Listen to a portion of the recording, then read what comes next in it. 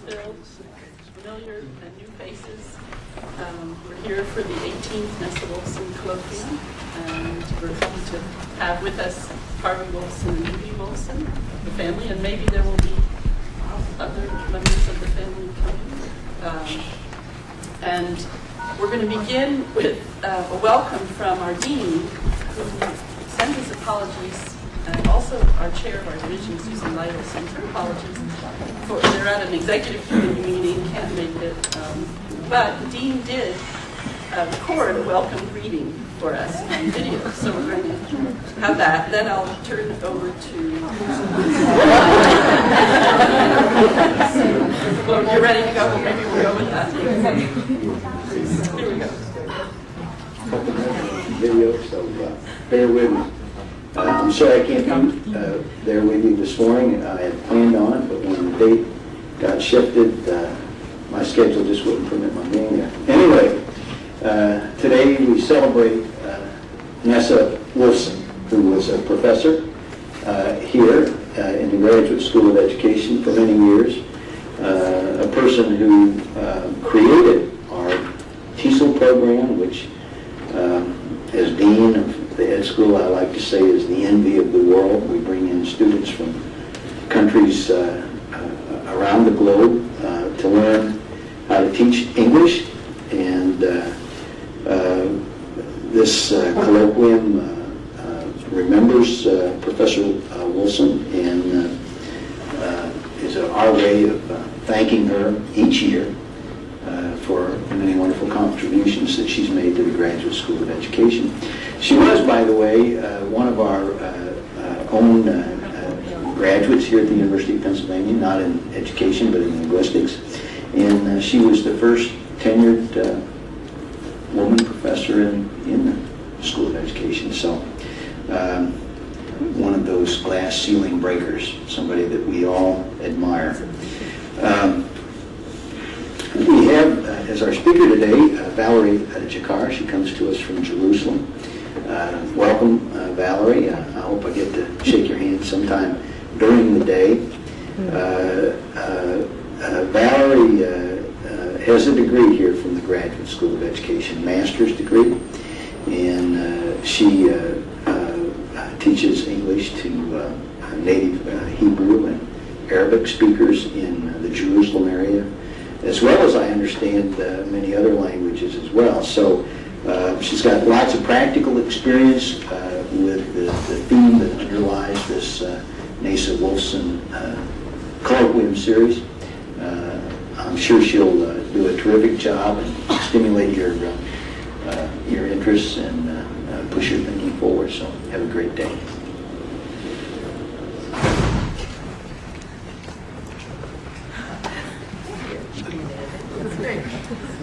Person.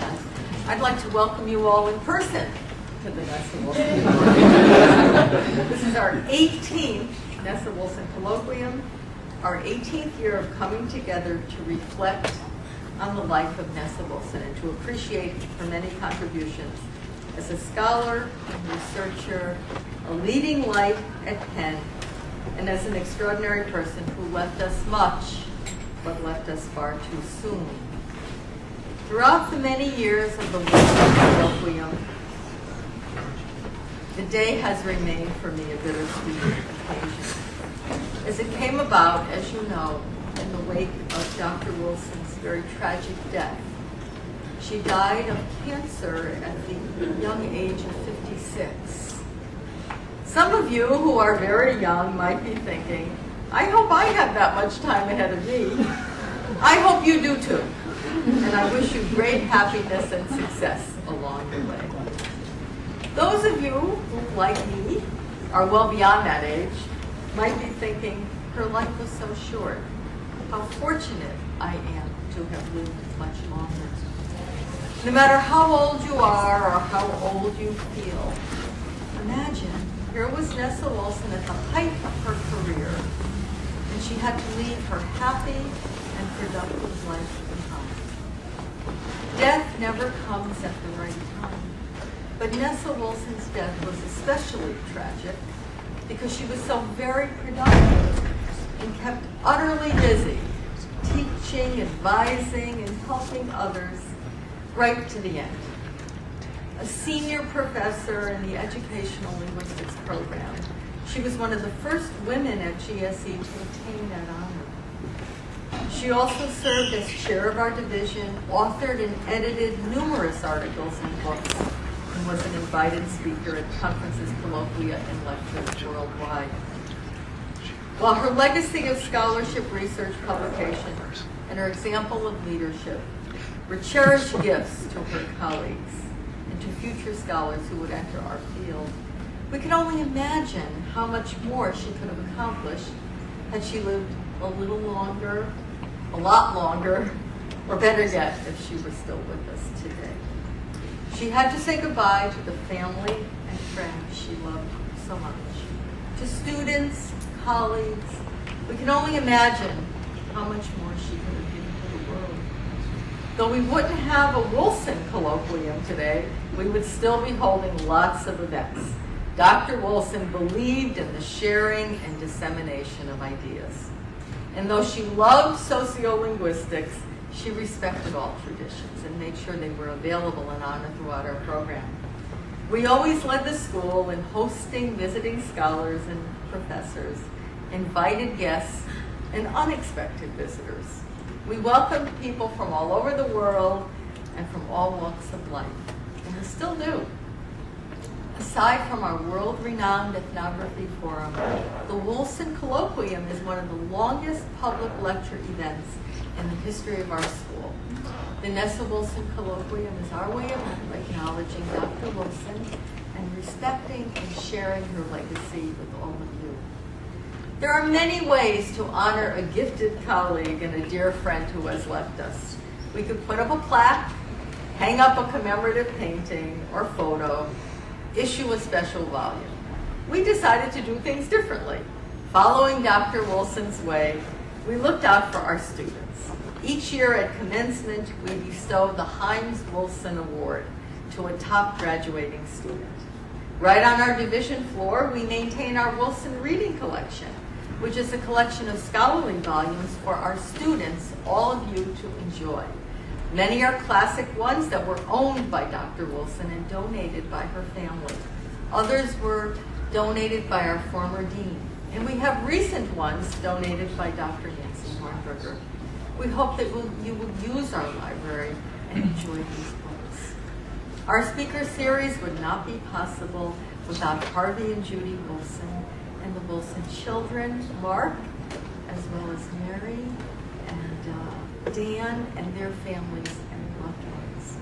The Wolfsons make it possible for us to come together each year and to invite a distinguished colleague from the area of sociolinguistics as our speaker. This year's speaker is Dr. Valerie Jakar, who was a student and advisee of Dr. Wolfson when she took her master's in TESOL and PhD in educational linguistics. And we're very glad that she came all the way from Israel to be with us today. We'd like to wish her an early Happy New Year. Thank you. The Wolfsons and Dr. Rita Rose as well, and many of you too. The Wolfson family is impossibly grateful, we're impossibly grateful to the Wolfson family, as well as to our division colleagues, Nancy Hornberger and Penny Creedon, who have donated hours and really days and years to making this event successful. And also Suzanne O, who designs our invitations and helps us videotape, and Lorraine Hightower, who makes sure that everybody gets one. I want to thank Lorraine Allard and Sheila Myers for bringing us together so easily and comfortably and finding such a beautiful spot for us to celebrate today. And of course, Dina Porter. I want to mention also that quite a few of you, and Nancy and I, and Dr. Lytle and Michaud, Dr. Gadsden, did have the pleasure and opportunity to work with Dr. Wolfson for many, many years. I want to acknowledge the editors of WEPL, if they're here today. They publish papers from our colloquium speakers, and the executive editors of WEPL, Kathy Howard and Nancy Hornberger. I want to thank them as well. WEPL, Working Papers in Educational Linguistics, for those of you that are new, is the longest lived collection of working papers in the field with many, many years of success. It was originated by the students and is still edited by the students, and it got its start when Dr. Wolfson was with us. Over the years, I'd like to tell you a little bit about the Wolfson Colloquium. Over the years, we've had many distinguished sociolinguists, beginning with Dean Himes, Del Himes, who was Dr. Wolfson's mentor and our dean. We've also heard from Joshua Fishman, Leslie Beatty, Andrew Cohen, Alid Olstein, Miriam Eisenstein, Timothy Epsworth, Carol Edelsky, and Keith Chick. Last year we had Rebecca Freeman, who was for many years our colloquium coordinator and is now a renowned author and an adjunct professor at GSE.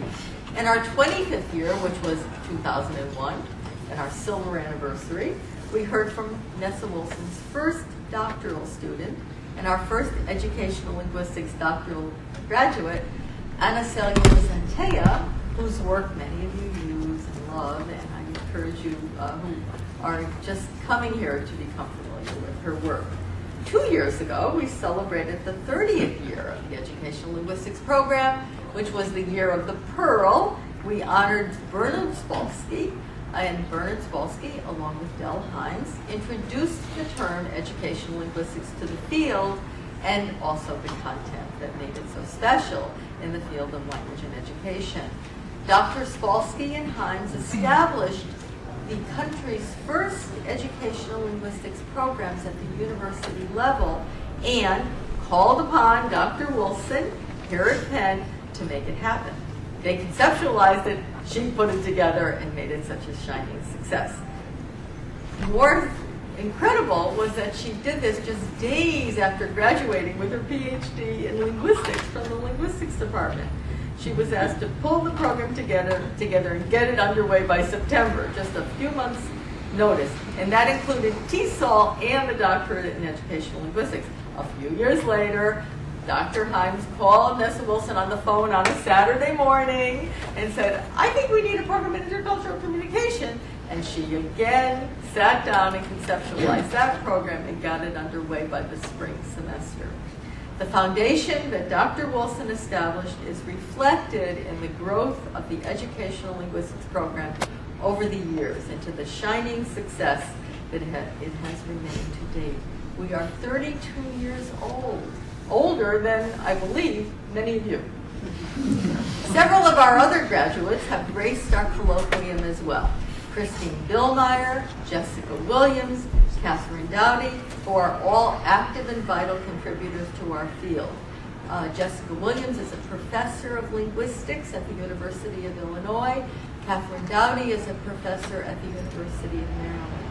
And some of you may know Christine Billmeyer is now Dean of the College of Graduate Studies. Kathy and Jessica are very well known to many of our students because of their authorship of the book Focus on Form, which remains a bestseller, even though it's been out of publication for several years and was published over 10 years ago. I want to mention that we invite our graduates to speak, not because they're our graduates, but because they're so great and famous, and we're delighted that they came back to us. Nancy Hornberger was also a Wolfson speaker.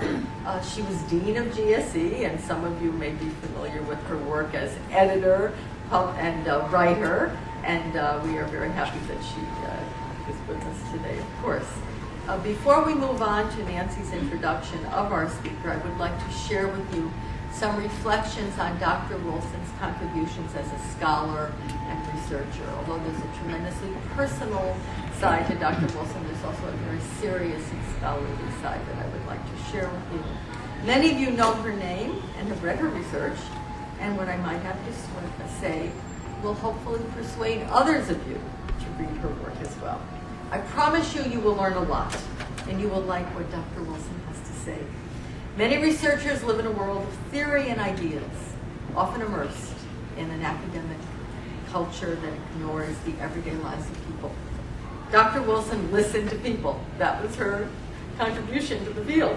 To know Dr. Wolfson was to be in one of her studies, you had to be accustomed to having your conversation or comment taped and transcribed for scientific posterity.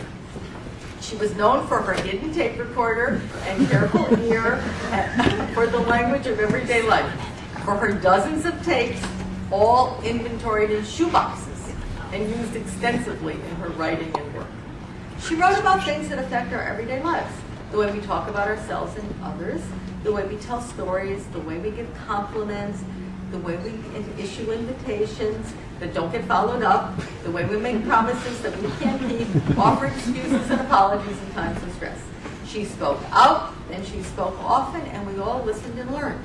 She encouraged her students and faculty like myself to do likewise. She demonstrated some of the hallmark traits of leadership. She made time for those of us just starting out. When you worked with Dr. Wolfson, she made you look good. A student of society and culture, an expert on language and gender, and a former ESL teacher, before she became a professor, she lived in many worlds, and she knew how to inspire others with a personal comment or a moment of her time. She did her graduate work at Penn and spent her distinguished career here as a doctoral student with Del Hines, and then later as an eminent researcher at our university. It was her early work on the conversational historical present, the switch that speakers make going from past to present and back to past again as they narrate their experiences, that an attribute strongly identified with Dr. Wolfson's research emerged.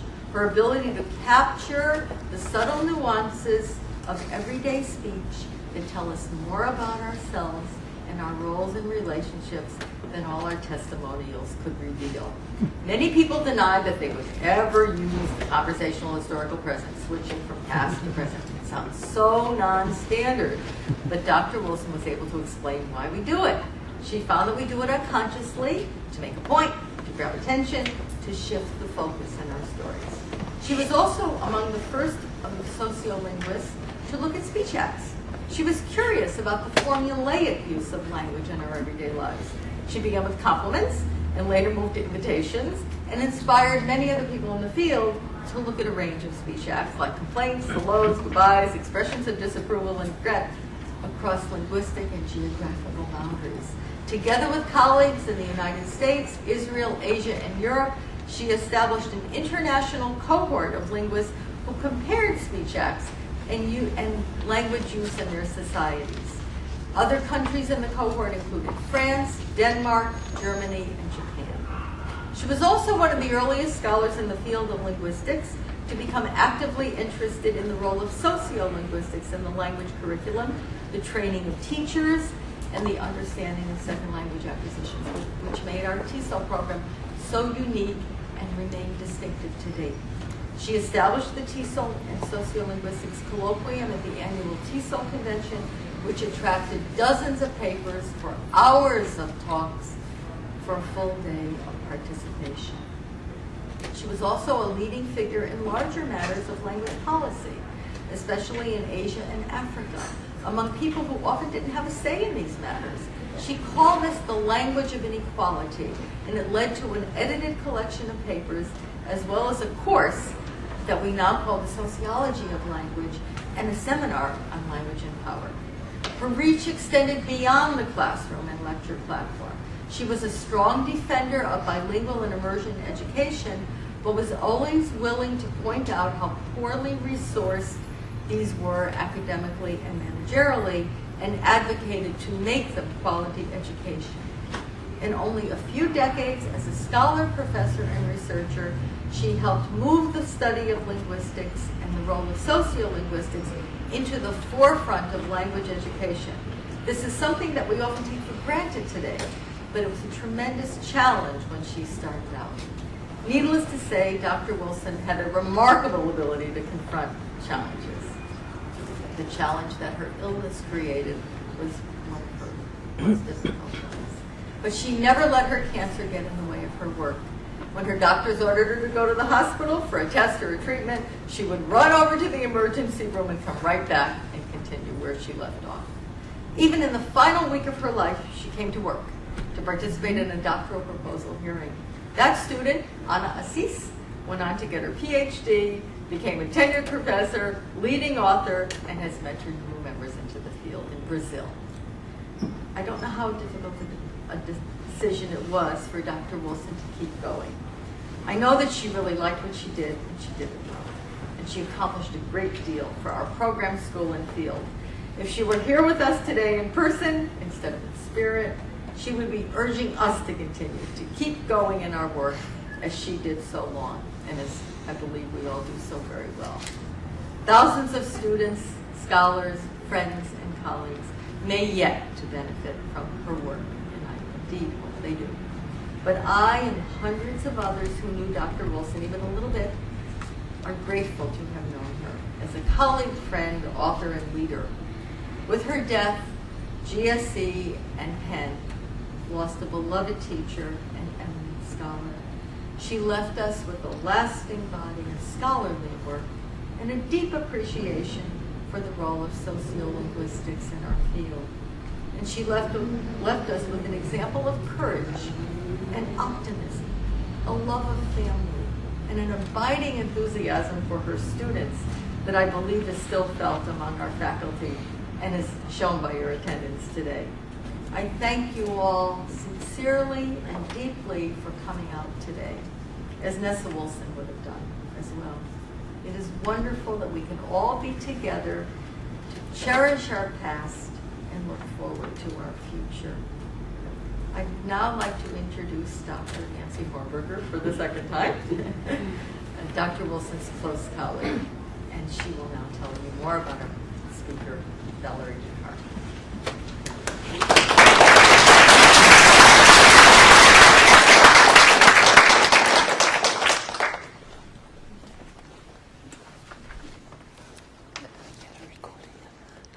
So it's my pleasure to introduce Dr. Valerie Jakar.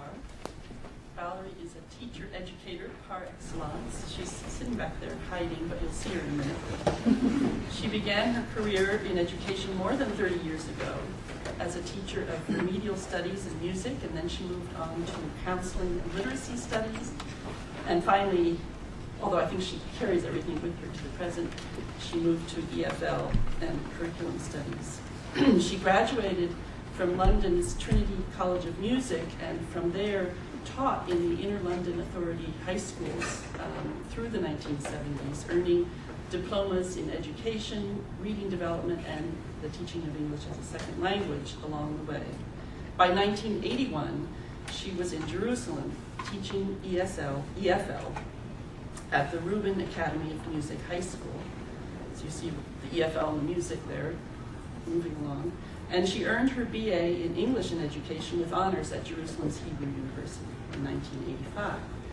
The late 1980s brought her here to Penn, where she was awarded her Master's in Education at TESOL in 1988 and her PhD in Educational Linguistics in 1995, while also teaching English language programs here at Penn throughout her time. And of course, she did publish an article in Whipple in 1988 titled, "Now You're Getting Real, Language Variation in Group Processes." She's now lecturer in sociolinguistics and applied language studies and also teacher, educator, supervisor at the David Yellen Jerusalem Academic College of Education since 1990. And she also served as head of the Department of English Studies at Jerusalem's Amit Dror Comprehensive School throughout most of the 1990s. As teacher, counselor, and supervisor for the Ministry of Education Jerusalem regions since 1992, she counsels and supervises pre-service and in-service teachers in the Hebrew and Arabic-speaking sectors of the education system, and she specializes in work with schools and districts with special needs, such as those with inner-urban, at-risk populations or recent immigrant influx. And a major goal in her work, which I think we're going to hear about today, is to introduce, I'm sure we're going to hear about today, is to introduce global studies and peace education into the curriculum while ensuring and encouraging the maintenance of ethnic identity for the students and the teachers that are involved. She's co-author of a textbook published by the Ministry of Education in Jerusalem entitled Communicate with Care. For almost 20 years, Dr. Jakar has been involved in organizing and teaching in-service training courses for a range of teacher groups. Perhaps we'll hear today about her courses with department heads and coordinators from Gaza and the West Bank under the auspices of the Ministry of Education at Hebrew University. Or perhaps we'll hear about a unique program she developed with colleagues on mentoring and mentorship for English teachers throughout the Israeli education system. Or maybe her in-service course called TEPEC, Teaching English Through Experiencing Cultures, for English teachers from the various sectors of the region, including secular, religious, Jewish, Muslim, Christian, Israeli, and Palestinian groups, focusing on content-based language instruction through learning about diverse cultures, and with an overall goal of creating contexts for dialogue between like-minded teachers who work with diverse populations, aiming for understanding and appreciation of each other's cultures, and thereby promoting peaceful coexistence. An internationally recognized professional leader in English language teaching, Dr. Jakar has been active in the English Teachers Association of Israel since its inception in 1981. She's served as executive board member, national treasurer, conference chair for regional, national, and international conferences. And she's, beyond Israel, she has represented Israel at a November 1996 Salzburg seminar on teacher education. She has presented numerous TESOL workshops on mentoring novice teachers throughout, well, beginning at least as far back as 1989, maybe farther, I don't know. And she's currently in her third year on TESOL's executive board. She was the convention chair for this year's 2008 TESOL convention on the theme, Worlds of TESOL, Building Communities of Practice, Inquiry, and Creativity. Personally, it's a great pleasure for me to introduce Valerie, whom I've known now for more than 20 years, ever since she took classes with me and collaborated in my literacy in 2 languages research project in West Philly, and who graciously hosted me in her own home some years ago when I had occasion to visit Israel for a conference there. Valerie's enduring research interests in ethnography, language planning and policy, second language acquisition in educational settings, content-based language instruction, professional development, and in intercultural communication are pretty much commensurate with all that we're about here. And they're nicely epitomized in her PhD dissertation, a study of Hebrew immersion at a summer camp here in the US, completed under Dr. Pika's supervision, and entitled A Society Contained, a Culture Maintained, an ethnography of second language acquisition in informal education. Valerie is loyal not only in her research interests, but also in her affinities, and she's managed to keep in touch with us here over the years, attending the ethnography forum several times since her graduation, and she was here a few years ago when we had our Joshua Fishman 80th birthday celebration. We also count her among the 24 or more Penn-affiliated contributors to the Encyclopedia of Language and Education that Terry mentioned, with her co-authored piece on Sociology of Language and Education, Empirical Perspectives. So please join me in welcoming Dr. Jakar. She will talk to us about affecting change while maintaining identity, the challenges of TESOL. So where are you? There you are.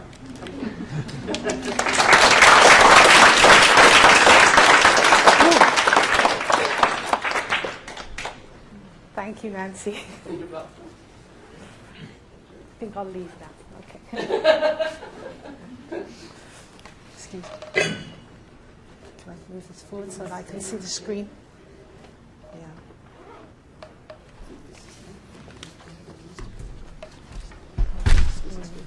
Yeah. It's okay? Yeah.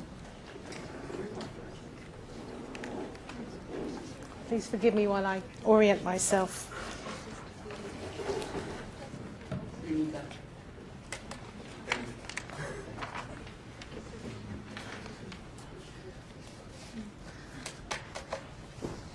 Good morning.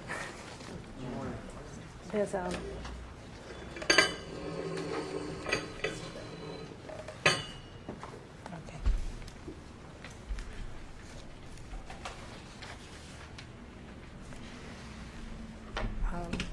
Good morning to everyone. Good morning to. I I've got a mic on here. Is the mic working? The microphone works for the camera, Oh, but the microphone there is for the room. you know, when I was in a class, I think with Nessa, my colleagues, and Sherry may have been one of them, would say, "Speak up, Valerie, speak up." And I always found that when I'm talking to peers, my voice drops, and I adopt this shy attitude, which my kids at home would tell you is not the only part of my personality. And I remember. What? I think they can hear in the back, right? I'll take care of it. Is it working?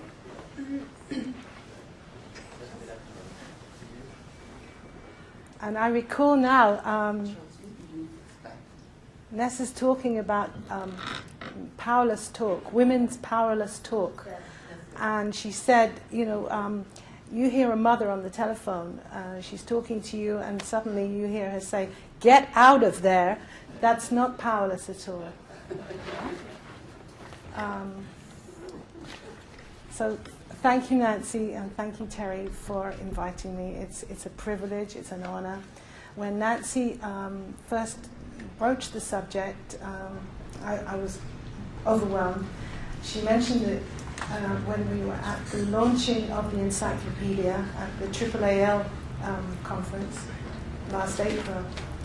And I was there because I have a piece in one of the volumes, which I wrote with Ofra Imba.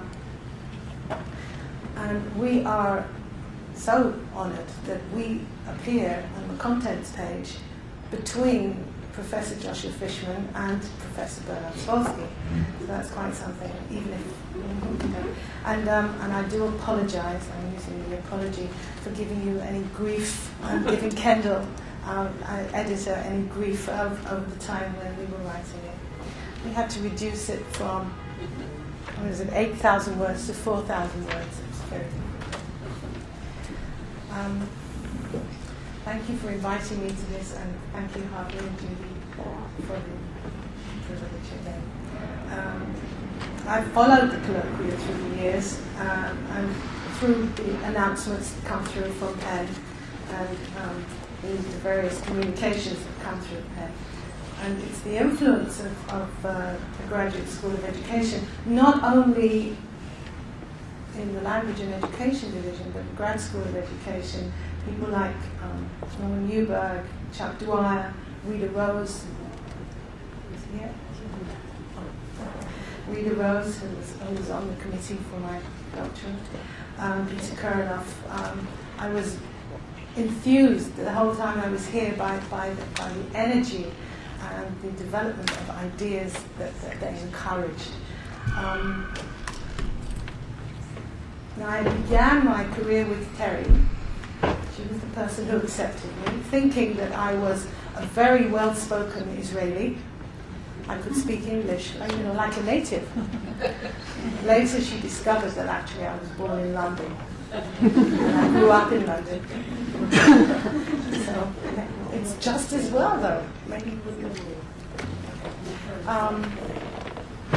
and I took classes with Nessa.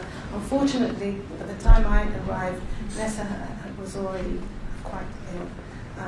I didn't know her at her healthiest time, but her fortitude and her dedication, as well as her enthusiasm for her work, inspired me. And to this day, my applied linguistics students get a dose of speech acts and code switching, and they're sent on mini research projects to investigate apologies, compliments, invitations, and congratulations, and condolences too. Nessa imbued in me a sense of pride in belonging to Penn, something which I hold today. And I'm glad to say that we now have a Penn Alumni Association in Israel. It's mostly Wharton people. As someone else said here in Japan, there's a Penn Alumni Association too. And it's mostly Wharton people. But some people from the medical school, some people from the nursing school, and the head of the nursing school visited us recently. It was a very pleasant occasion. So I was able to represent Grad School of Education.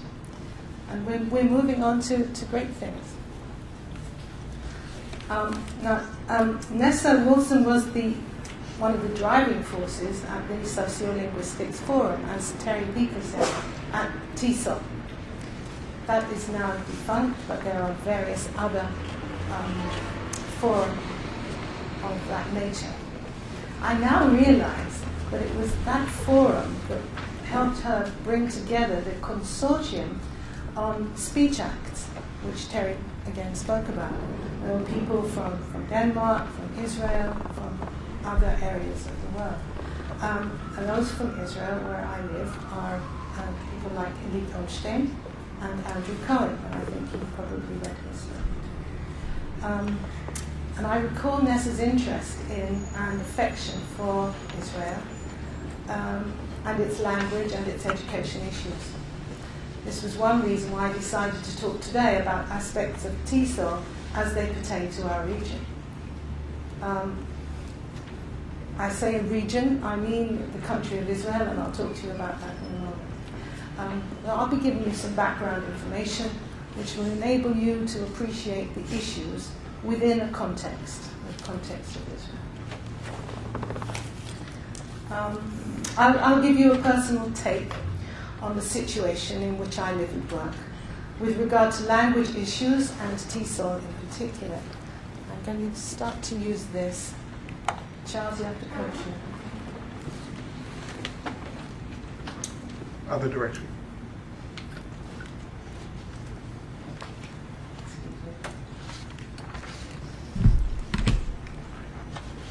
Where do I direct it?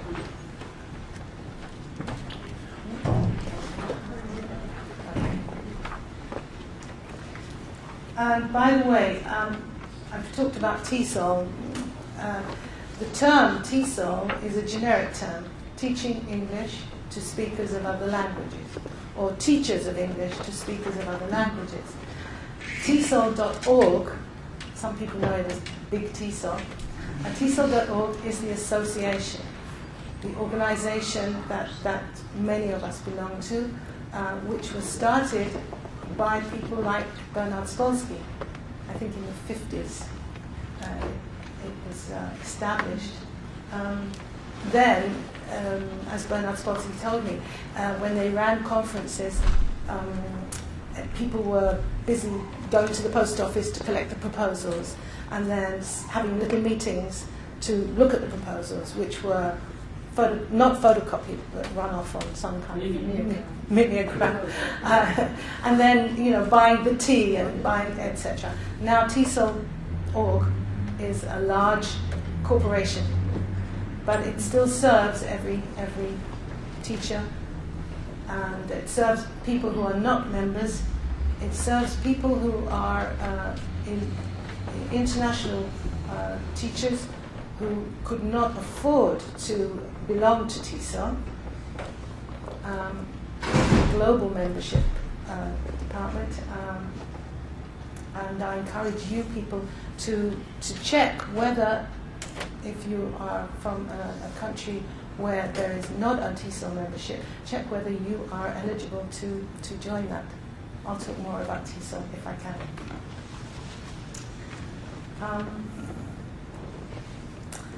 I'll be telling you today about the situation in which I live and work with regard to language issues and TESOL in particular, in general, and what I see are the concerns that should be influencing our striving for improved education, improved social justice, and improved well-being for all those who come into contact through the English language learning and teaching enterprise. As Nancy said, I work as a teacher educator in a number of areas and fields, and at present I'm engaged in 3 research projects, more than 3 research projects, and I'm associated with some other people in other projects pertaining to my current work situation. So I'll be drawing on those projects for more information.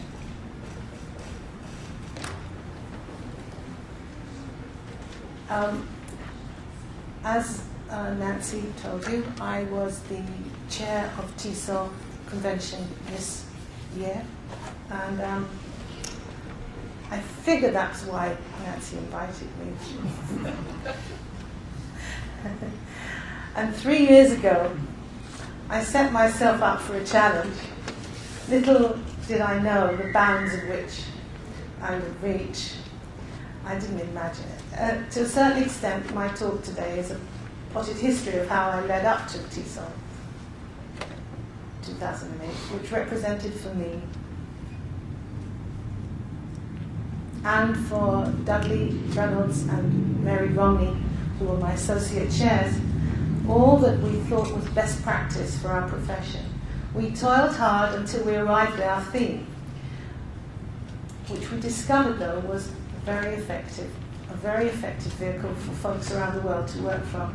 We wanted to be sure that the theme encompassed possibilities for all kinds of TESOL practitioners and theorists who wanted to share their work and ideas, or who wanted to promote their master's work or doctoral dissertation work. Incidentally, I was looking up the word theorist, and I looked up the word theoretician. And it said, theoretician, obfuscator, scholar, non-nitpicker, hair-splitter, sophist, obscurantist, and pedant.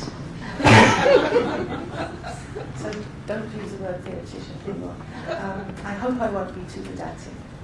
I do want to share a lot with you, and I'm not quite sure how much I'm going to be able to share with you, but I'll move on. My introduction is long, by the way.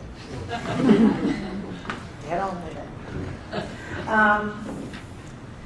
it. The proposals for the TESOL convention, how many people were there in April in New York? Okay, great. Thank you for coming. I'm hoping to show you just a short clip of the most extraordinary plenary session, the opening plenary given by Suresh Kanakabal. We received over 3,000 proposals, and they were of very high caliber. And it was with much regret and heartache that we had to whittle down the number of individual member proffered proposals to around 700. I understand that in the coming year at Denver, it's going to be even fewer. It's going to be something like 19% acceptance of proposals. But don't let that deter you from receiving the acceptances of proposals. It's too late to propose for next year. I felt terrible about this. And in fact, because it was in New York, I proposed that we had an alternative TESOL convention to be held 2 weeks later at Madison Square Garden, where everyone could come along with their proposals, and the first 20 would go in and be placed in one part, and and then everybody would get the chance.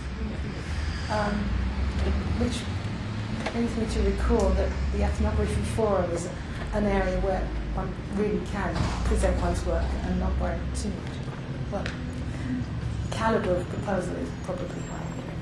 I'll move on.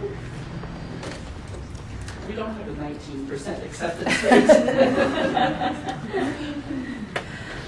I'm here in the US this week because we are working on the planning for Denver next year, for the TESOL convention in Denver, and then the following year the TESOL convention will be in Boston, and we've started to work on that. I'm not sure if I'm allowed to give you a heads up on a very famous psychologist is going to be the speaker in Boston, who lives and works in that area. Okay. So back home, when I'm not traveling back and forth, I occupy my time working with practitioners, and I am a practitioner. I attempt to be an academic too. I engage in research fora and topics and discussion on educational affairs, and I coach graduate students and I coach doctoral candidates in their action research projects. And I hope to quote from one of those doctoral proposals today.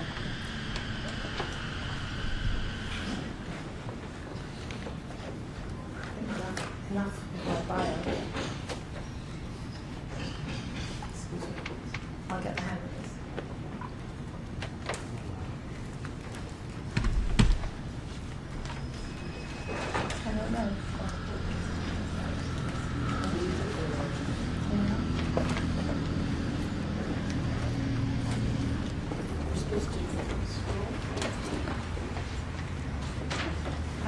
Okay.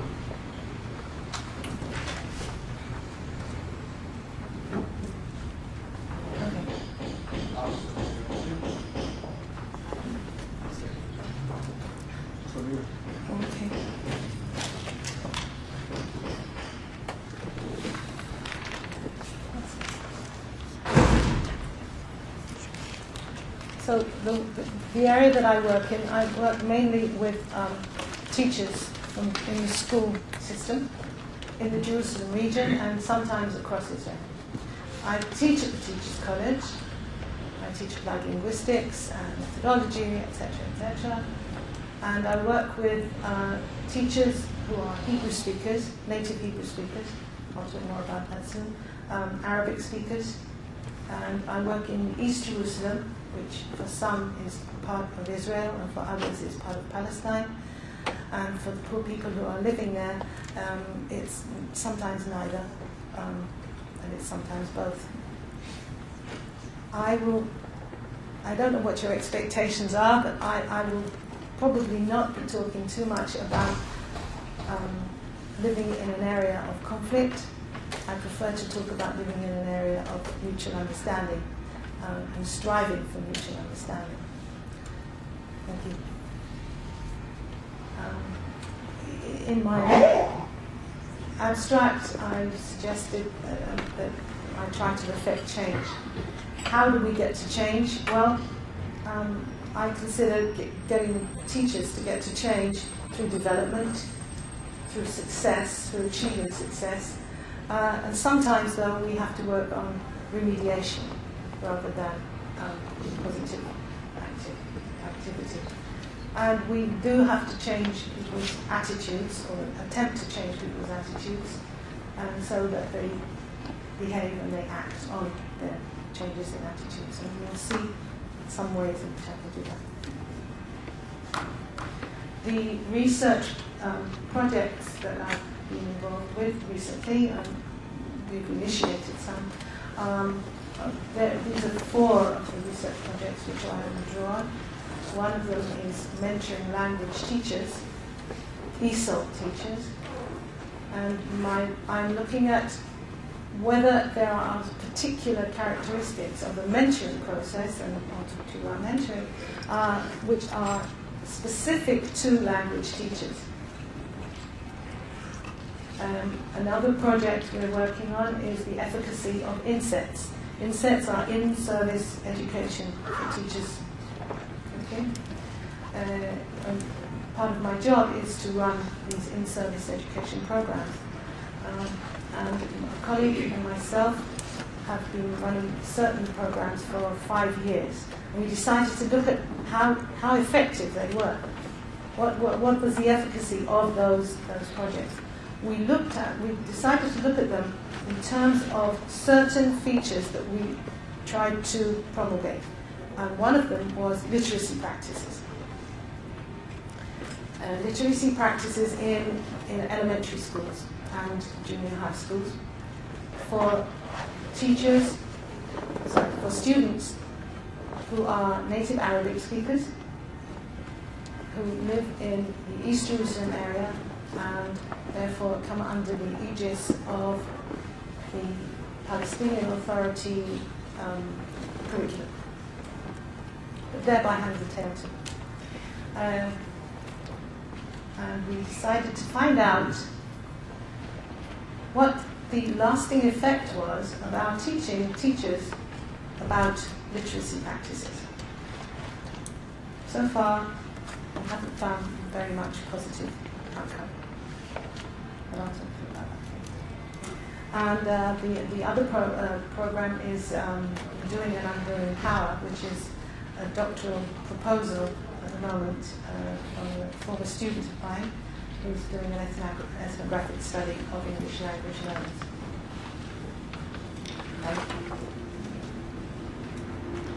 So, that was my introduction. What I thought I'd do is tell you a little bit about our region, tell you about our language situation. After I give you a short spiel on my own development, talk to you about some situations and give you some stories. And then identify some challenges. Now, I've identified the what.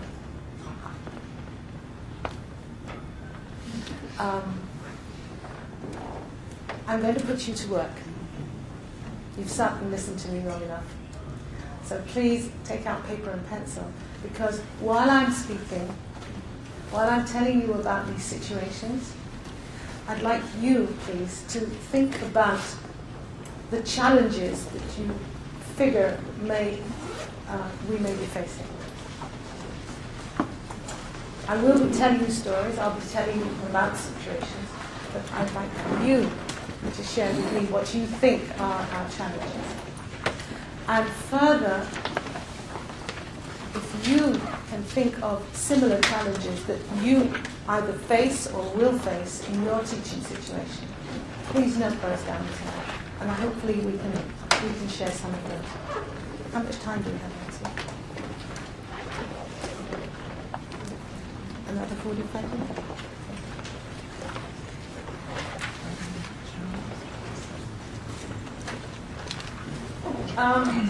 Some of the challenges will be, you'll identify as challenges for the students, for our students. Some of them will be for our teachers, and for those of you who are teacher educators now, you may well see some challenges arising. Thank you.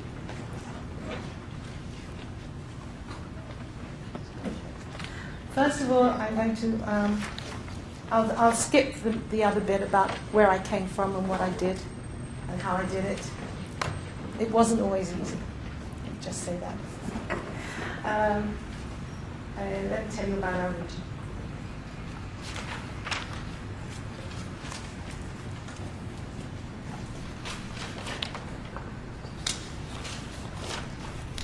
Okay, thank you.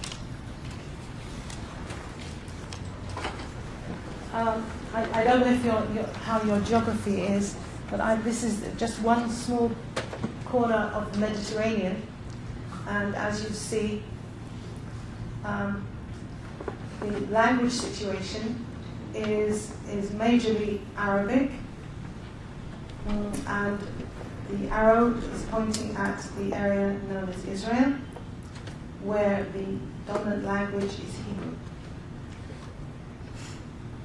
I couldn't get all the town names out, but anyway, thank you.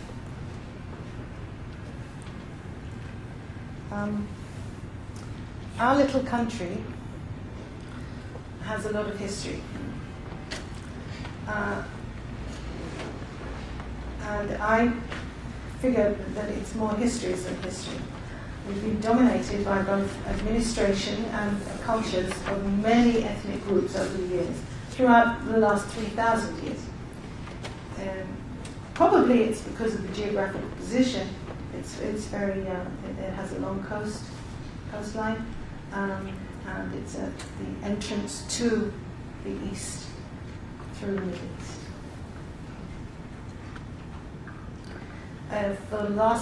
For 500 years, the Turkish dominated the area, but it was the Ottoman Empire, and they didn't dominate in their language. They just dominated administratively. And the Napoleonic Wars were waged on the coasts, and so there was a group of French who stayed a while. By the way, there were a group of French who stayed a while in the 12th century and the 13th century, along with a bunch of Brits who were known as Crusaders. You may have heard of them.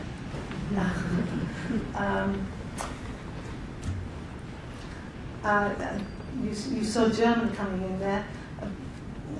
Over 100 years ago, there was a large influx of German people, German Christians and German Jews. The Christians had a great deal of influence on the architecture of the area and on the social development of the area. The German Jews who came in, more to the north than anywhere else, influenced intellectually and socially, And they wanted to have German as the academic language for the country. But they were dominated by a bunch of Brits. The English came in, I think, and Israel, the area of Israel, was under the British mandate for many years. And the British had a great deal of influence on the education system, also on the legal system, and on the administrative system. I think there's something else due to come in. Yeah, and something else. Okay. Now, and there's one more. Thank you. Okay. These are Arabics. Not Arabic, but Arabics, because there was a great immigration over the last 100 years from people from Kurdistan, people from Iraq, people from Iran, and people from Egypt and North Africa. Now, these were Jews who came in speaking a variety of Arabic. So this says something about the multilingualism of the area, but that's history. What's the language situation of today? This is a piece of cheese. I don't know if you can identify what it is. It's an area of land without borders. And I'm trying to stay that way, okay, because I'm going to be talking about teaching of English and English learning. But the significant cities that I'm going to talk about or involve are roughly bordering on the area that we know as Israel, where the dominant language is, as I said, Hebrew. And there are other languages which are still prevalent.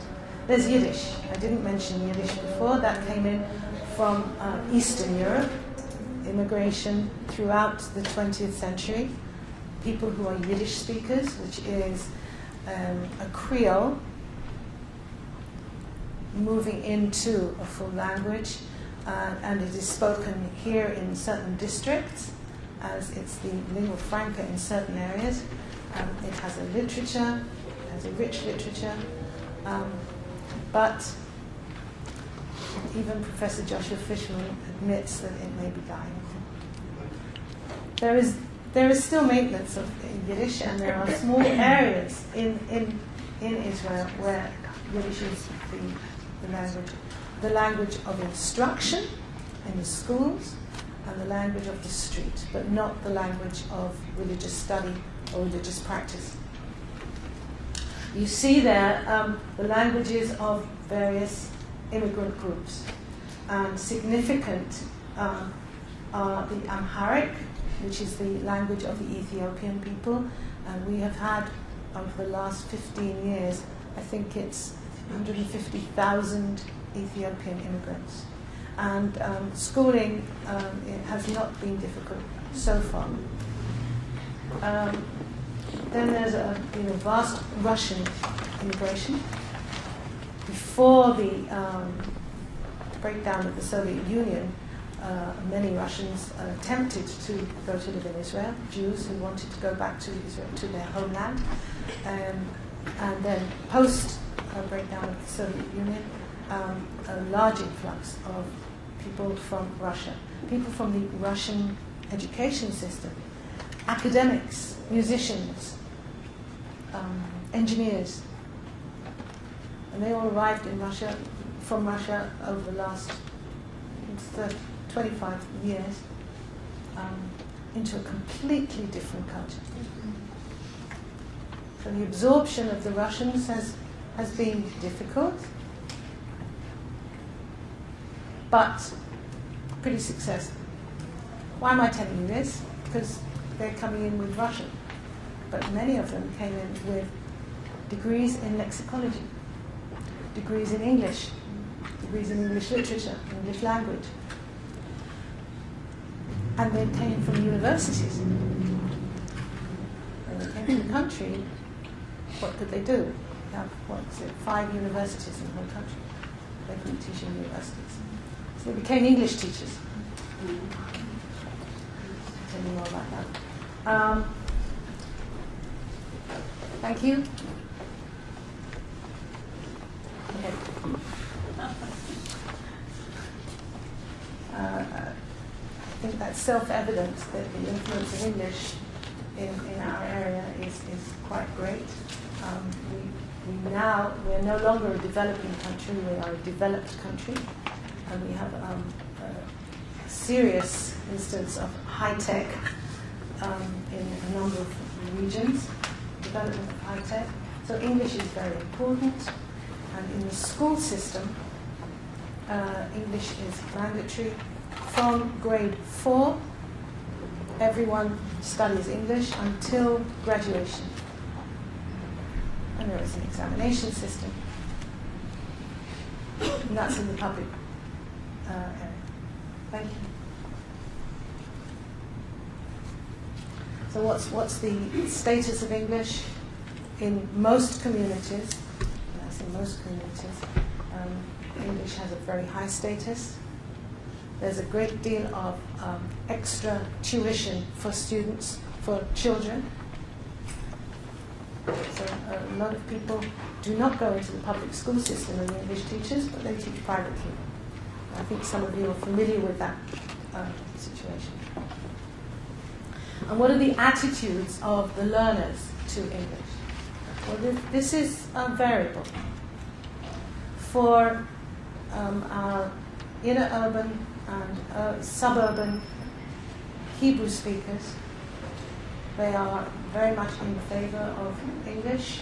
They want to learn English. They're well motivated. They're using technology, which is mostly in English. For our Arabic-speaking students in East Jerusalem, in the East Jerusalem area, some of them do not want to learn English because it's the language of the Americans. Some of them are scared that they show an affinity for the language. But some of them, they do realize that for instrumental purposes it's important. There's one instance of an Arab community, an Arabic-speaking community, who are within the borders of Israel, and they are citizens of Israel, who are much more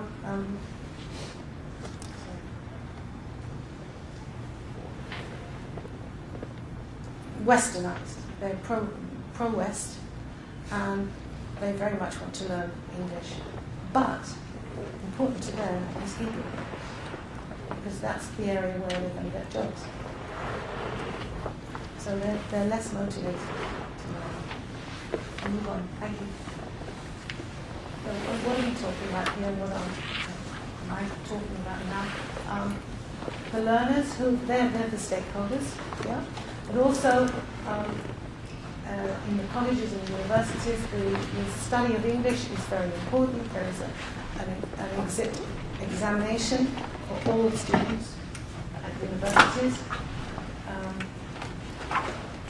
Parents are particularly concerned, parents of school students and parents of university students, that their children will learn English and will achieve. The other stakeholders are the teachers, who I work with, and the teacher educators, who I am part of. Thank you. So who are the students and who are the teachers? Well, the students are mostly Hebrew speakers or Arabic speakers. And the teachers are mostly Hebrew speakers and Arabic speakers. But we also have large groups of speakers of Russian, speakers of French and Romanian, who are teaching English. And we have the native English speakers group.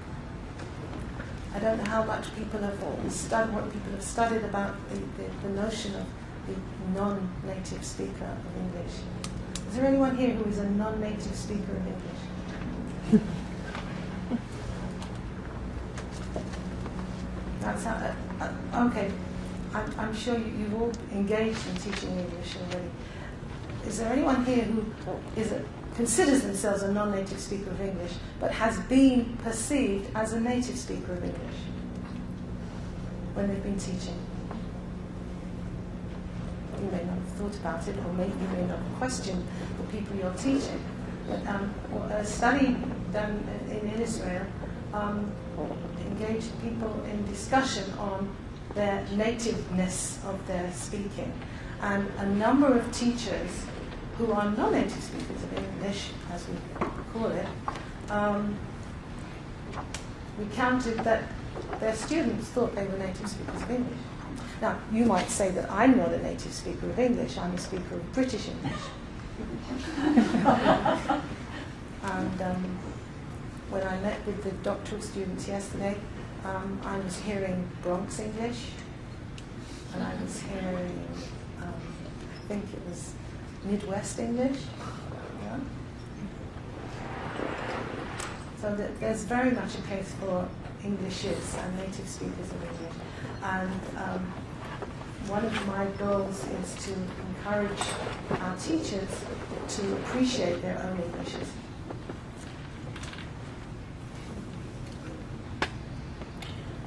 Back to the learners who we work with,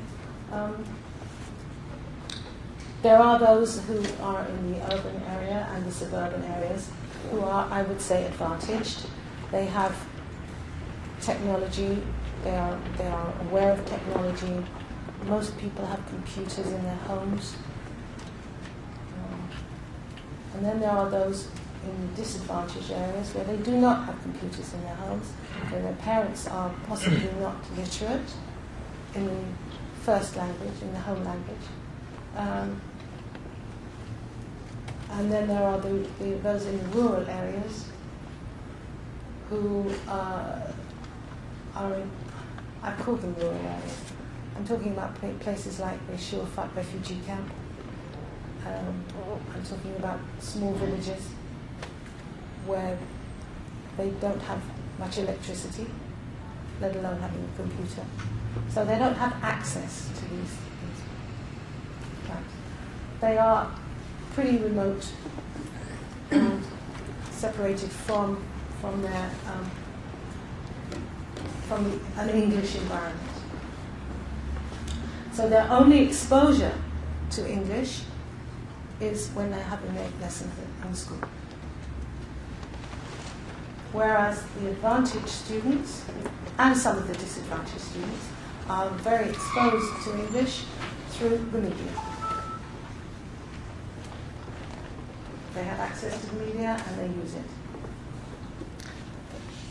Those in the secular sector of our country are very exposed to the media through music, through song, through access to information that they need in order to, as they say, through using the SMS, what do you call it, text messaging? There's all that there. Thank you. One group in the education department is the bilingual school. There are 5 bilingual schools in Israel. Which 2 languages are they studying in? Hebrew and Hebrew and Arabic, because Arabic is the other language of the country. And the photo you saw was of the work from the bilingual school. There are 5 of that nature. They're called Yad B'Yad, hand in hand, and they strive to have bilingual education with 2 tutors in each class, one a Hebrew speaker and an Arabic speaker. They're now up to grade 10. It's K through to grade 10. What's their attitude to English? Well, for some of them, they come. The attitude is very favourable. They come from English-speaking homes. For some of them, they prefer not to use English because they're not comfortable in English, because they're cowed by those who do speak English and those who are able to function in English. So the dominant language in the bilingual school is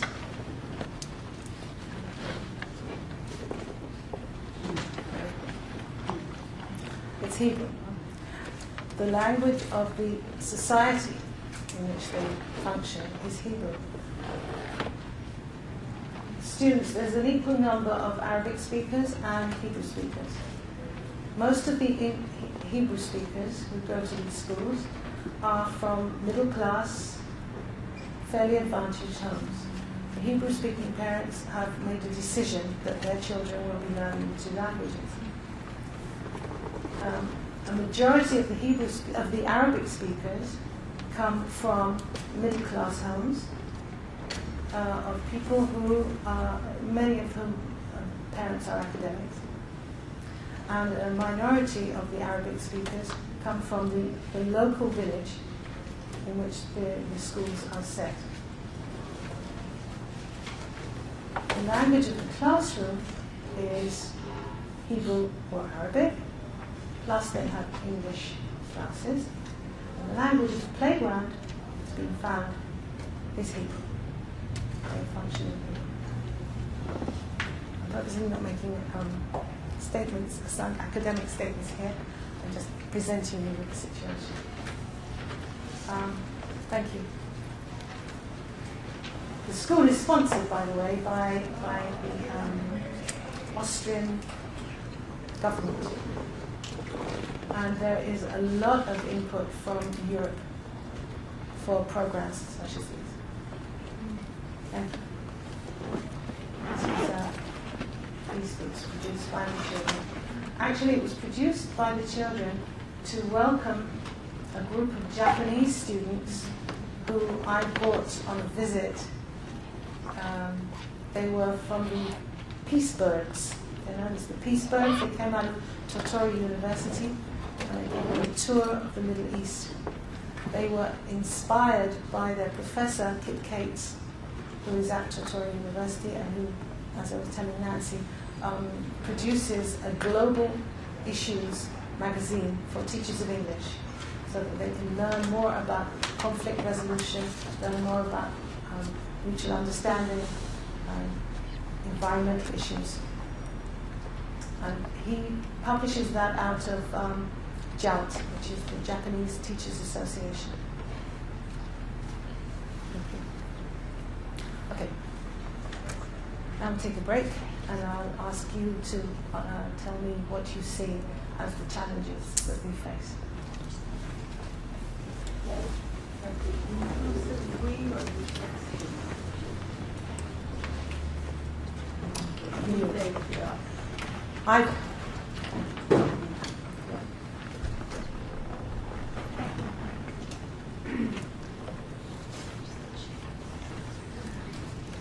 Has anybody noted anything down? Is there anyone who can envisage the kinds of challenges we face? Sure. Well, I was just thinking about the problematic role of English for many of the students because of its symbolism. You mentioned for the Arabic speakers especially, but maybe for others who see it as an unnecessary third wheel in a country that's well developed and functioning very well with Hebrew. So although some students may see it as very useful, others may see it as an intruder. Thank you for observing that. From what we know, the students don't see it as an intrusion as much as the educational authorities and the government. There was a time, a while ago, when Amnon Rubinstein, who was then the education minister, was enchanted by a program that he witnessed, I think it was in Holland, where students were learning a subject geography, I think it was, in English, in grade 3. And he came back and he said, we've got to introduce what was content-based language instruction into our society, into our schools. This is the way we're going to get our students to learn English to a level where they can function and operate within Europe, because that's an important area for Israel to be part of Europe. In fact, they're even trying to become members of the Council of Europe. It's far away, but Turkey's done it, so now Israel is trying. And they are accepted by the Council of Europe for certain ventures. So he wanted everyone to engage in this content-based language instruction, teaching certain subjects. And people started devising curriculum, and lo and behold, the government said, we are a Hebrew-speaking country. Ben Yehuda, 130 years ago, established Hebrew, or tried to establish Hebrew, it took them a long time, as the language of the country, and we have to maintain that language. And this is a threat to our maintenance of the language. So the program was scrapped. Now, with the so-called new curriculum, which is now 9 years old, I think, for English studies, there is a much greater focus on teaching language through teaching topics, through actual subject-based material, which gives us a sense that they are moving gradually towards it, but from the other way. Thank you for that. Any other challenges people see? Maybe some different learner attitudes toward the non-native speaker English teachers.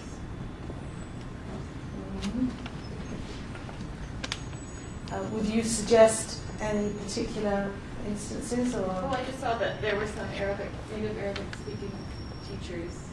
I didn't know if maybe the learners would have negative attitudes toward those teachers. Okay. There are great challenges, but not in that area. The teachers of English who are native Russian speakers, who come from a different education system, different learning styles, different teaching styles, they find it very difficult to acclimatize to the Israeli system. I see nodding heads. It's a different culture for them. And even the authorities in some educations, in some schools, prefer not to have a Russian-speaking teacher who is going to teach English. They are easily perceived as Russian teachers, as Russian speakers, because of the accent, because of the way they produce the language, and because of their style of teaching. How does their style differ? It's very formal. It's teacher oriented, and a lot more of the education system of English is project based and post communicative. Yeah. Maybe the fact that the teacher group is heterogeneous, it might pose a challenge for teacher educators who have to deal with each one, according to the way that person perceives the way teaching should be done. Are you suggesting that the classes are heterogeneous with Hebrew speakers, Arabic speakers in the class, or the teachers? Both, actually. I observed that both the group of teachers are heterogeneous, which may pose a challenge for teacher educators. And at the same time, the class is heterogeneous, which poses a problem for teachers, because during the learning process of English, they have to figure out, the type of errors that learners from different linguistic backgrounds are doing, and I feel like it's challenging to see that there are different, linguistic phenomena going on in the class, whether in terms of accent or type of errors that they are making, or maybe it's one challenge. The area of heterogeneity, thank you for raising that. In educational policy, in school educational policy, students have to learn in heterogeneous classes according to their learning, their achievements, not related to their mother tongue. Although most of them are Hebrew speakers with other languages in their background. They have to study in heterogeneous classes until the age of about 14 years old. That's policy, language policy in the country. Now, what does this mean for language teachers? It's a challenge for language teachers because you have a whole range of abilities within one class. The new curriculum that has been instituted over 9 years puts forward it's a standard-based curriculum, but there's an important stress on access to information and performance at the various levels. So the teachers are able to work within the groups, addressing the different needs of their students, but in the heterogeneous environment. So as far as topic-based language tuition is concerned, as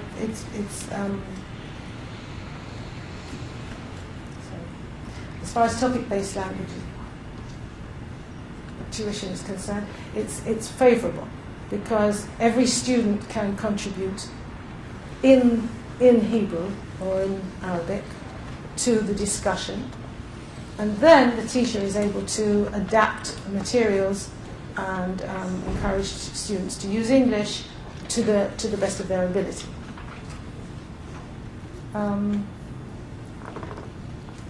Teaching of heterogeneous classes, is that a topic that people study here?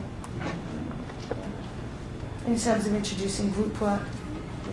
Does that deal with introducing group work for classes of 40? Well, I mean, you deal with all these different matters as problems to be solved or issues or something, but a whole curriculum because the expectation of diversity and in many ways inviting of it as an enriching experience for the students and the teachers. Celebrated.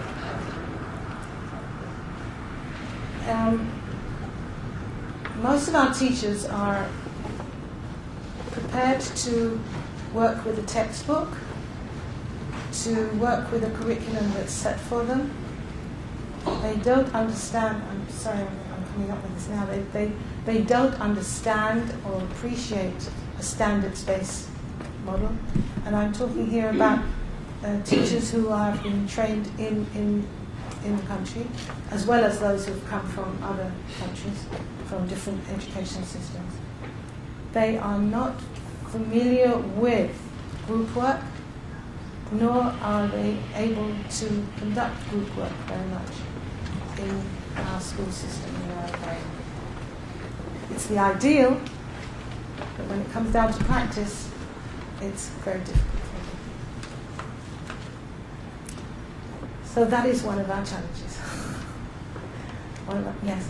Do you have a practical training component or components to your teacher training, or is it all lecturing teachers on how to teach as opposed to engaging them in various kinds of reflective, problem-solving, field experiences? They have field experiences, and most of them are by necessity put into schools to be teachers, as I found out yesterday for some people here, immediately to get on with the program. So they base their work, their initial work, on their own history of being learners and on the materials that they're given and told to do. They have to follow a curriculum and follow a guidance of that. But in the colleges, in teacher preparation, yes, they're encouraged to find out how to use materials, and they have practicum. But we found in the in-service education courses that as much as we have revealed to the teachers the many devices, many ways in which you can work with heterogeneous classes, when it comes to the end of their service, in the in-service education, they revert to their previous style. They revert to the tried and tested and trusted ways of teaching the language. I don't know if that's familiar to anyone here. Well, it may well be familiar to you personally.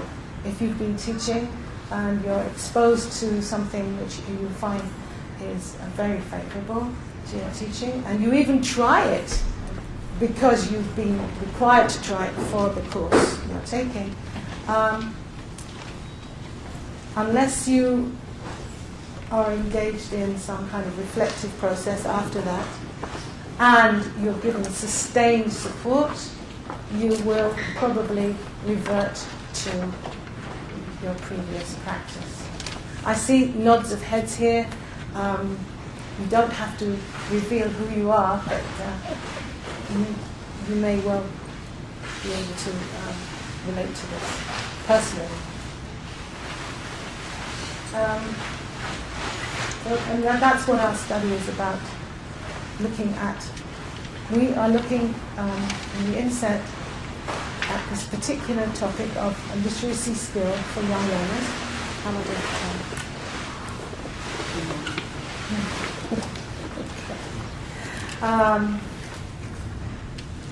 And I'll tell you just a quick story. We put out a questionnaire to many teachers who participated in a particular course, a methodology course.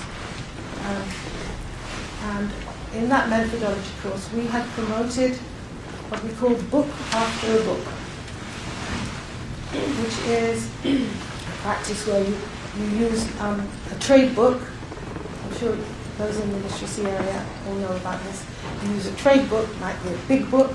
You read it to the students, you read it over and over again, you talk about it, and then you get the students to make their own books. And they make either replicas of those books, or they adapt them. And in the adaptation, one is made aware of how far those children understand the language of the book, or maybe not, in which case they will just copy it. If they understand the language of the book, they understand the syntax, and they're able to substitute certain language for other language. For instance, the nouns, they will substitute the names of the characters in the story. And in their own product, then we can say that we've achieved something as far as their literacy practices are concerned. And in the case of this topic, we encourage all the teachers to introduce this into their teaching, which they did, to great effect, to great success. They produced some fine, or the students produced some fine books, which were reminiscent of the original books. Books like Hungry Caterpillar. Are you familiar with Hungry Caterpillar? Which is a wonderful resource for all kinds of content-based language instruction, as well as language learning, because it includes repetition, and it includes all the basic features of early language learning, colours, sequence, etc. And the products were celebrated. Teachers held exhibitions in their schools. They reflected on this, and they wrote these out as action research projects. we were very happy about that. We then issued this questionnaire. We asked various questions about which practices are they continuing to do. How are they using big books? How are they using other books? And the results were, the responses were very depressing. Very few of the teachers replicated this in the following year. We are now at the stage where we are investigating. One of the teachers responded that she does introduce literacy practices, and she has a book after book, and she invited us to see a demonstration of the book after book. We went into the lesson, and 2 students stood up at the front. They took out a beautifully created book, and they announced that they were going to read the book to their peers. They then put up 3 words on the board, something like forest, adventure, and rifle. And one of the 2 children stood and said, forest. Did this, and the students repeated, forest. And he said it 3 times, forest. Forest. Rifle. Etc. And then his peer started reading the story to their peers, to the children in the class. And the children in the class sat there. They didn't understand a word. But the children continued reading. They showed them some pictures. And then, at the end, they wrote up another 5 words, and they continued the next process, repetition. And the teacher was delighted with them, said thank you, okay, and they sat down. Now, it was her perception that she was introducing this practice and that they were gaining meaningfully. And it was our perception that very little had been learned. The teacher, obviously, carries on that practice. When she presents a book, this is the way she does it. So we are going back to the drawing board now. We have to ask some questions. We have to ask some questions ourselves as to how we can. We do believe that this is an important practice, and we do believe that all the teachers should institute it. How we can get them to do that in a sustained way is much more difficult. And in our methodology classes, when we present these things, the teachers are very enthusiastic. They acknowledge, they praise, they come back and give us anecdotes about what's happened. And that's during the course. After that, they've had the experience. Maybe there is some element that is filtered into their practice, but we haven't seen it. We have investigated, we have asked some questions of the administrators and discovered that while they approve of practices like this when the teacher is on an in-service course, they'd rather they reverted to their regular practice that they recognise. And very often, the regular practice is sticking to the textbook, is giving achievement tests.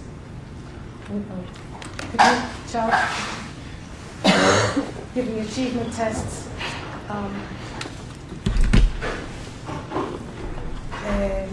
and keeping up with the textbook so that they finish it at the end of the year or before the end of the year. When I spoke to teachers about the challenges that they faced, these were some that they came up with. I asked colleagues I asked administrators too what they felt that we faced in our society. So you may see some here that you recognize. Recently, the Ministry of Education has introduced HOTS and LOTS, higher order thinking skills and lower order thinking skills. I think they think it was a good jingo name, then it would be appealing. But they did cite limited resources as one challenge that they have to face. Many of them said that they have to compete with the media. The teachers in the schools come with their knowledge of teaching, their knowledge of the language, sometimes their knowledge of how to present the language and how to encourage people to learn. But they don't come with all that expertise of the sound bites, the short sound bites, the METV, Middle East TV, music TV. The urban and the suburban students are very familiar with, very used to. And yesterday we were talking about technology and the introduction of using technology. This is an important issue. In the Arabic-speaking sector, it isn't an issue yet, but you can see that it's growing. It's a problem because the students' expectations of the teachers' delivery is far beyond what the teachers are capable of. And I have to say that our best people will not be in teaching. So even if they are very good at paying attention, they'll go into filmmaking or high tech. So they won't be in the teaching field. Some of them who are creative said there's not enough time for creative work, and many of them said there's no support from the school principal. So it's my belief that we have to start educating the school principals before we go into, I as a teacher educator, we have to work with the school principals. We're talking about a society here which is 20 years behind the society. As far as heterogeneous, yes. Can you talk about the strikes from last spring, and were any of these issues addressed? And then how does the pay of the, say, English teacher relate to the pay of other teachers? Of other teachers? So like the strike of last year, what was the result, I guess? Because these are some of the challenges you said. I think the schools were closed for like a month and a half or something. Yeah. And then how does the pay compare? So how does the pay compare to maybe other teachers or? There's no difference with the other teachers. They're all paid in the same way, except that the elementary school. This is another whole issue. The elementary school teachers are paid on a different. They're not paid on a different scale, but they have a longer workload. They have more hours to a full-time salary, which is ridiculous because they put in so much work.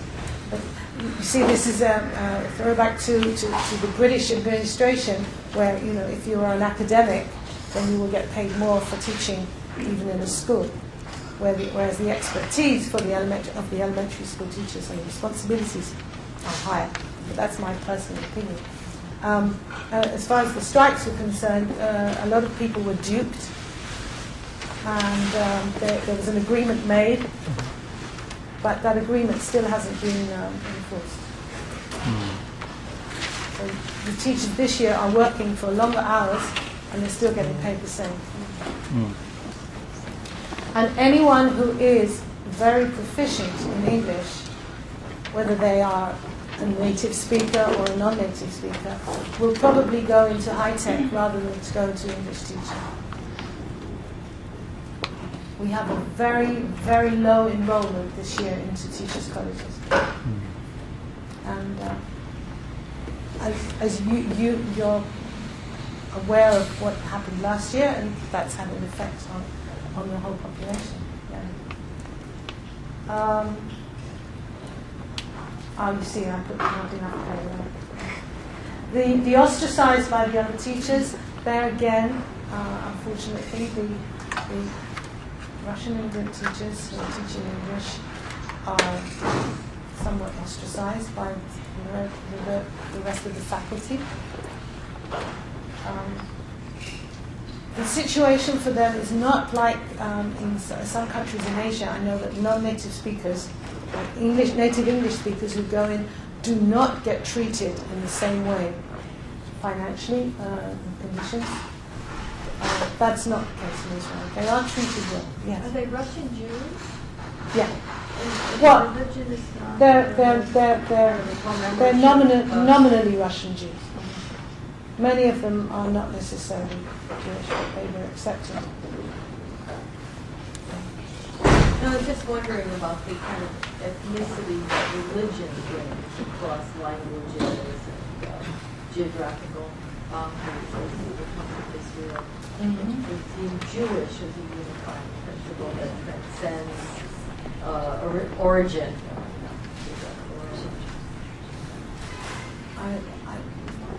The only effect I see in that is if you are an Orthodox Jew, you will be involved in the schooling. There are two sectors. There are three sectors in the Israeli government schooling system. There's the secular sector, the Arabic-speaking sector, which is majorly Muslim, but it includes Muslims and Christians, and the observant religious education sector. And the curriculum is about the same for all of them, but there are certain nuances, certain areas which are different. And so for the religious Jewish sector and the Muslim Christian sector, the textbooks tend to be focused on a different range of subjects.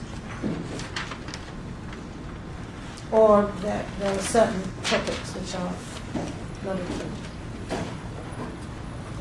And the secular materials for the secular schools and for some of the religious schools are very broad. They are not yet locally oriented. But that is a move which is being made, rather than the materials in textbooks being related to the world at large, and British or American or other English-speaking cultures.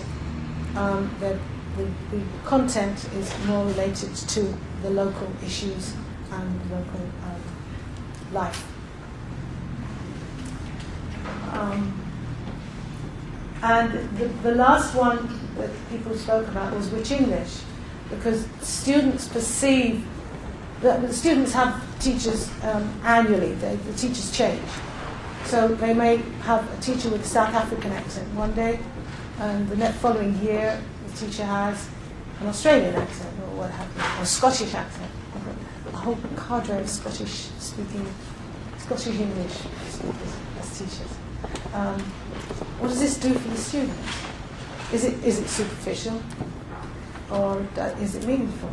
Well, I've known students, I've interviewed students for the examination purposes, and they've had Scottish accents,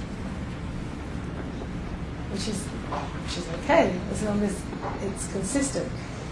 But there is a bit of a policy. There's this policy in the English department that whatever you speak, you maintain. So if you are a South African English speaker, then you will use your South African English, and you expect your students to speak as you speak.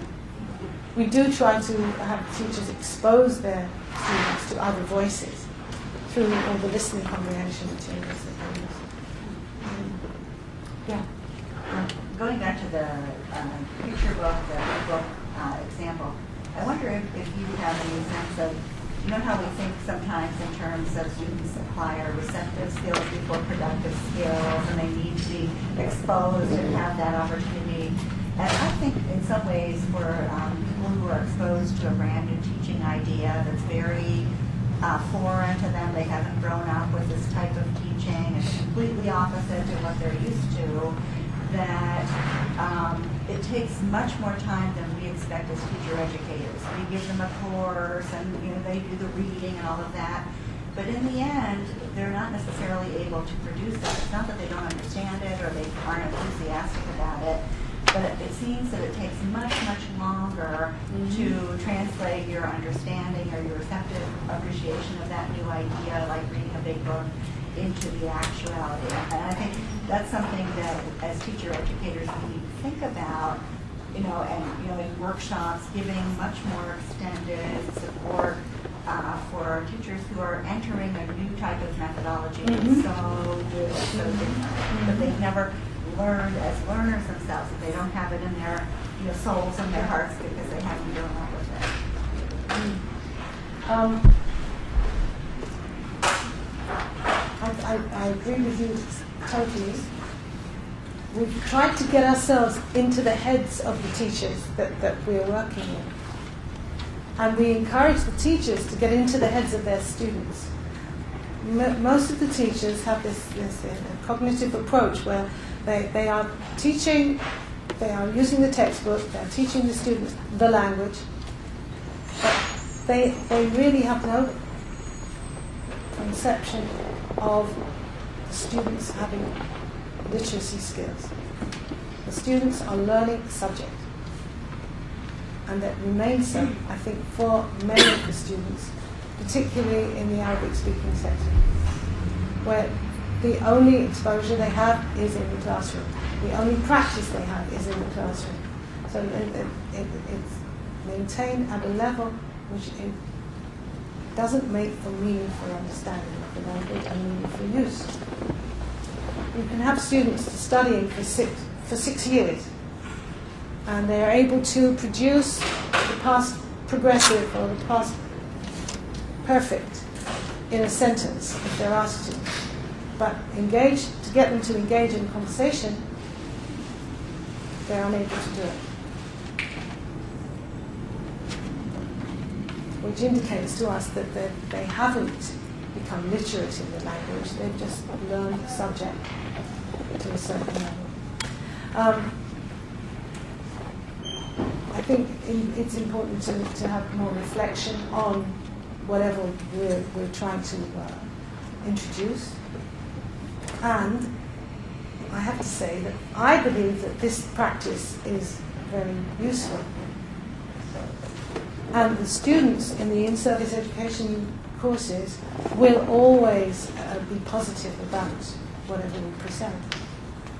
But maybe it's presumptuous of me to want to introduce that to them. They have such deference that they will not say to me, look, that's all very nice, but according to our teaching style, according to the teaching style in the rest of the school, for the rest of the subject,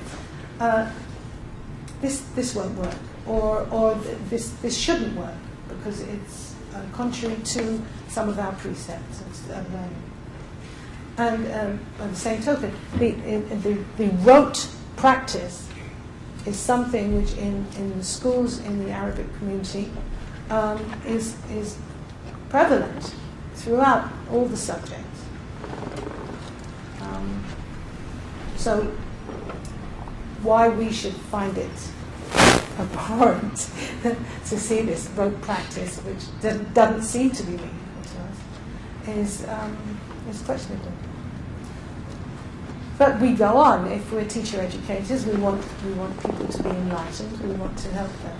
And I think with the reflective process, with attempting to introduce a critical element into teacher education programs is very difficult within that culture,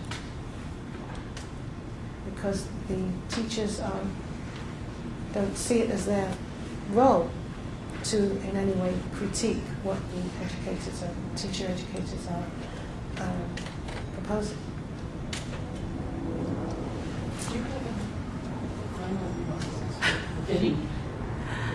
Can you just move on?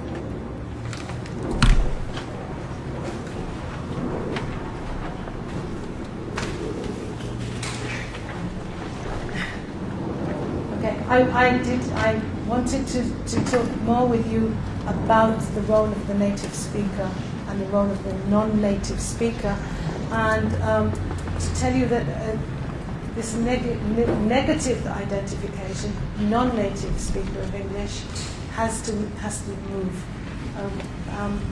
We have a special interest group in TESOL, which is known as the Nests, and I encourage you to look into joining that special interest group if you are a native speaker of English or if you are a non-native speaker of English. The roles for the, as we say now, the non-native speaker English teachers of English are many and very important. I don't know how you people are perceived by your students, whether it affects your teaching, it affects their learning as to how they perceive you as a teacher, whether they see you as a non-native speaker and therefore not an expert in your subject, or whether they sense an empathy from you because you were also a learner of the language once upon a time. That's a very important area.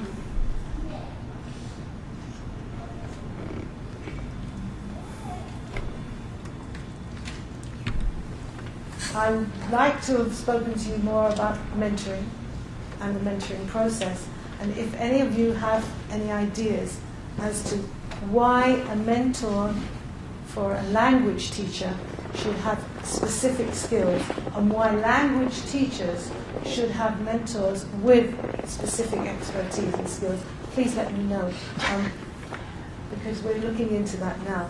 I noticed that there was a pen study. Oh, okay. I took it out. There was a pen study done recently. Six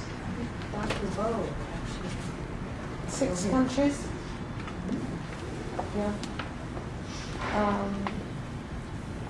Richard Ingersoll. Yeah, Richard Ingersoll. They were looking at attrition, teacher attrition, or the lack of retention of teachers. There may be many people here, or some people here, who will go into teaching and then leave after the first year, or leave after the second year. In the United States, until the introduction of the mentoring programs, which are in more than 30 states now, they have official mentoring programs, there was more than 25% attrition per year of new teachers. Well, this has to be reverted because not all 25% of the people who drop out are not proficient teachers. I'm sure that there are many people who could be encouraged to stay and to succeed and to serve their student population well. Okay. I'm sure that here at Penn there are no underqualified teachers. But there may well be misassignment or out-of-field teaching. You may find your first job and you may perforce take on the job, but you're just not appropriate for the job, either because it's not your field or it's not your interest or it's not your level that you're most comfortable with. I'd love to have more time for reflection. What I do have, to lighten up this mode, could I show you Suresh? Okay. At the TESOL convention, our opening plenary was given by Suresh Kanagaraja, and he has been looking into teacher identity and the identity of the so-called non-native speaker English teacher. And he opened the plenary with a little story which might resonate with you. So if we can get hold of it, I'd love you to see it. It was one of those hot and humid days in Sri Lanka where I first started teaching. the local American Cultural Agency had arranged for 3 TESOL experts to visit my university and share with us the latest in TESOL methods and techniques. For 3 long days, these 3 wonderful ladies trudged from an air-conditioned hotel to my rural university, you see right here, to share their wisdom with us. But on the last day, they mentioned, we have a request for you. We want, just about 2 hours before they were to fly off to the United States, finishing up this training session, they said, we want a couple of you to come up and demonstrate a model lesson. We want to videotape it and take it back to the United States, where we want to study how you teach in Sri Lanka. I was looking to my senior teachers there who had taught there for about 20 or 30 years.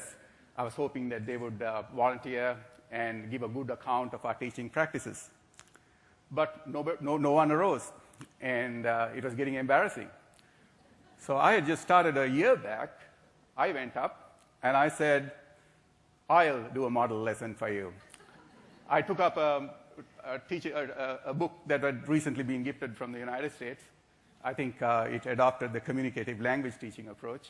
There was a narrative and some role play based on the story. And I took the book and did what we always do there, what our students demand, explicated the grammar rules to our students. The students enjoyed it. They were very engaged, and I was very satisfied. I was about to take my seat when the TESOL expert said, hold on, we have a couple of questions for you. We want to understand what just took place there. And the first expert asked me, what method did you adopt? I didn't know of methods those days. It also looked like I had taken a book that adopted one method and used a nameless, untheorized method that we use locally. So I had an answer. Then a second expert asked me another question, which sounded a little sarcastic. She asked me, what language did you teach?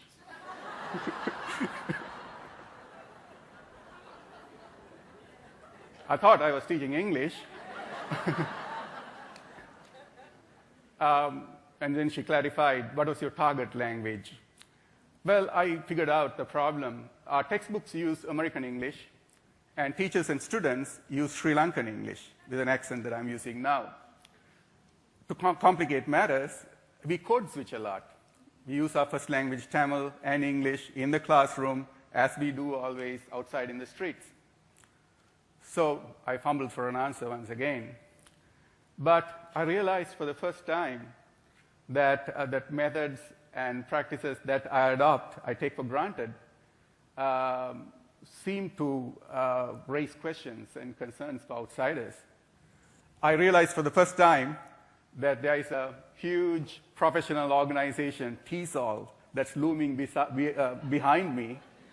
And I had to grapple with the question of how my local practices in Sri Lanka relate to the professional orthodoxy.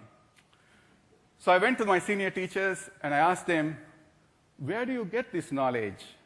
Where do you get an understanding of the right method to adopt? Where does it come from? You see, my senior teachers who have been teaching for 25 or 30 years have never gone outside for training. They all start locally and teach locally. So it was all hearsay. So they said, this knowledge comes from the United States. It comes from an organization called TESOL. There they have an annual convention, and behind these closed doors, in the back rooms, all these editors and committee members get together and they write down the rules that become fashionable the next year.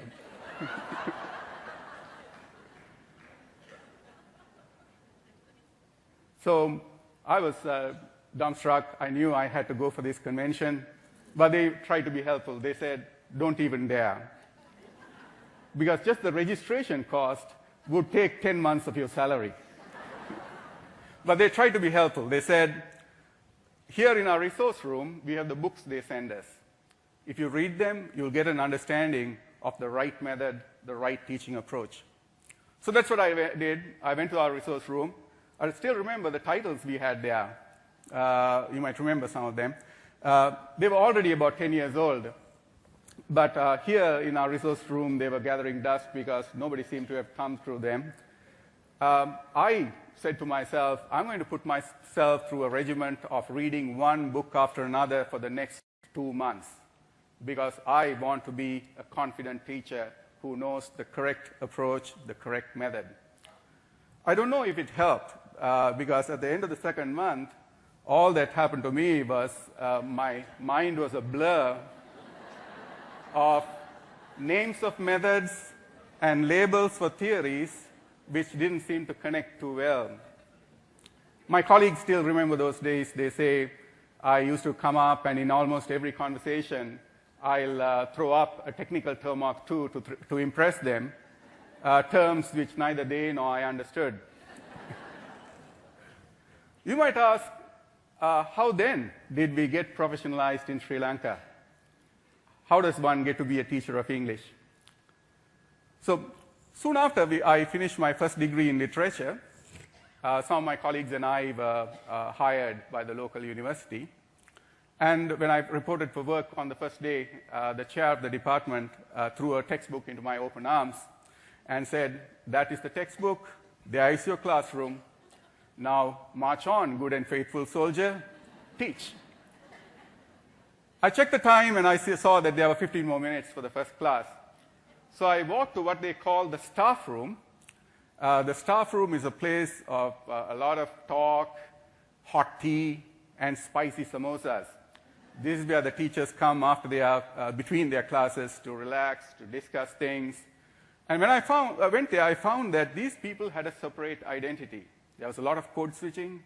There was a lot of talk about English textbooks. They were different from the other rooms, which were sociology or physics. And soon they shared with me what I should be doing on the first day, how I should be talking about the textbook I had with me. So I got a sense that we were all in this together. We had a project here, we teach English, and I can count on these people to help me out. After the class, I didn't go back home. I came back to the staff room, and I shared with them some of the problems I faced. And I found that there were people here from different specialties, and they were prepared to help me. So there was one with a first degree in education who told me something about classroom management. There was another with a first degree in linguistics who talked to me about explaining a grammar rule. And they had questions for me because I was from literature. They asked me about terms like genre or voice or characterization or plot, which they had to explain to their students. So I had the sense that we were all going to draw from our resources, our own specialties, to grapple with the problems we faced here teaching English.